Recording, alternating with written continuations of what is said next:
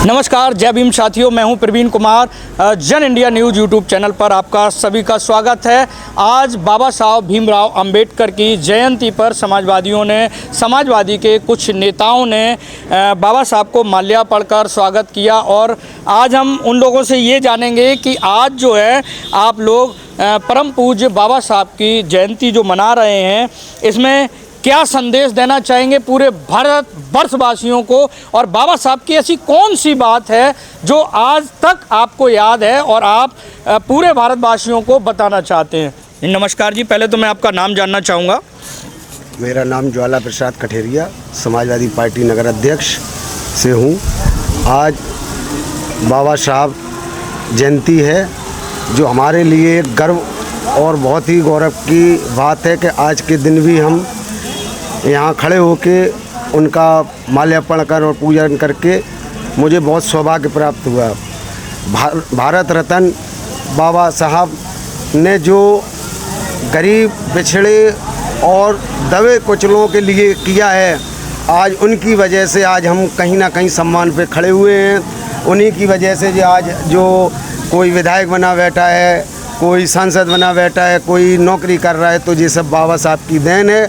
और बाबा साहब हमारे एक भगवान के रूप में तहे दिल से उनको मैं प्रणाम करता हूं। और बाबा साहब से सभी अपनी नई पीढ़ी से ये कहना चाहता हूं, बाबा साहब हमारे लिए वो अग्रणी हैं, वो देख लो हमें छोड़ के गए हैं, जिससे आज समाज को हमें समाज में बैठने और उठने का तरीका मालूम पता चला है। नहीं कहीं हम आज बहुत पीछे और बहुत पिछले कुचले थे। आज जो नारी सम्मान जो हमारी बहू बेटियों को मिल रहा है, वो सिर्फ बाबा साहब की देन है।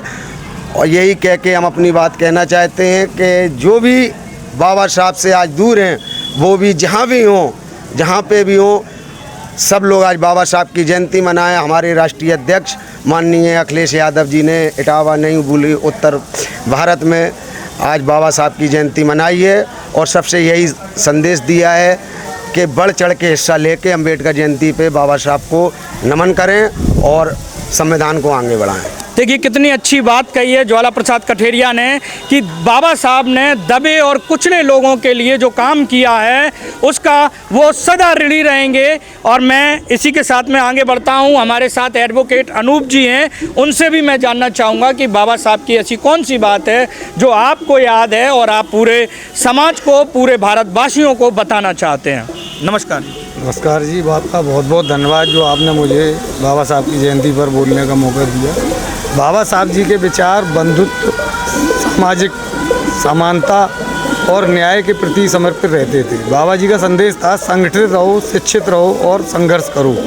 अगर हम लोग संगठित और शिक्षित होकर समाज को आगे बढ़ाने का कार्य कर सकते हैं और समाज में एकता और अखंडता के साथ रहकर समानता का व्यवहार कर न्याय की प्रणाली को उन्होंने अपनाया और हर वर्ग के साथ, हर वर्ग के समाज के लिए उन्होंने कानून का निर्माण किया, जो कि भारत रत्न से उनको भारत सरकार ने उपाधि दी। और बाबा साहब के विचार आज भी युवाओं को आगे बढ़ाने के लिए और न्याय प्रणाली को अपनाने के लिए प्रेरित करते रहेंगे। बाबा साहब जी हमेशा अमर रहे हैं और अमर रहेंगे, युवाओं की प्रेरणा रहे हैं बाबा साहब जी। और मैं इसी के साथ अपनी बात को विराम देता हूँ। देखिए एडवोकेट अनूप जी ने कितनी अच्छी बात कही है कि संगठित रहिए, एक रहिए और कहीं ना कहीं रोज़गार पर भी जो आज बात की है, कहीं ना कहीं रोज़गार, बेरोज़गार और शिक्षा पर ये बहुत ज़रूरी है। सभी को संगठित रहना चाहिए। इसी के साथ हमारे साथ समाज से भी भानु यादव जी भी हैं और इनसे भी जानना चाहूँगा कि आप पूरे भारतवासियों को क्या संदेश देना चाहते हैं आज बाबा साहब की जयंती पर। पहले तो मैं आपका बहुत बहुत धन्यवाद प्रकट करना चाहता हूं कि आपके चैनल के माध्यम से जो भी आपके श्रोतागण वो हमें सुन रहे हैं, ये बहुत बड़ी सौभाग्य की बात है। कहीं ना कहीं कहना चाहूँगा कि बाबा साहब ने हम पिछड़े वर्गों को पीढ़ी, जिसमें हमारे राष्ट्रीय अध्यक्ष अखिलेश यादव जी ने जो संदेश दिया है, एक हमें ऐसा अस्त्र कह सकते हैं उसको, जो बोर्ड के माध्यम से हमें उन्होंने सिखाया था कि हमें कैसा बोलना है, कहाँ जाना है। एक हमें उन्होंने इतना अच्छा अस्त्र दिया है कि जिससे हम किसी भी को चाहें, जो व्यक्ति अगर हमें यदि मान के चलो शोषण कर रहा है हमारा, तो हम उनको पलट सकें। बाबा साहब ने बहुत ऐसे काम किए जो हमें पिछड़े दर्जों के सामने सुरक्षित किया, सम्मानित किया। यही कहना चाहूँगा।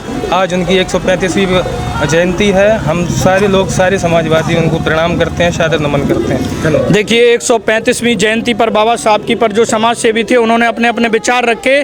इसी के साथ सभी लोग एक बार जय भीम और जय भारत का नारा लगाते हुए अपनी बात को समाप्त करेंगे। जय भीम, जय भारत।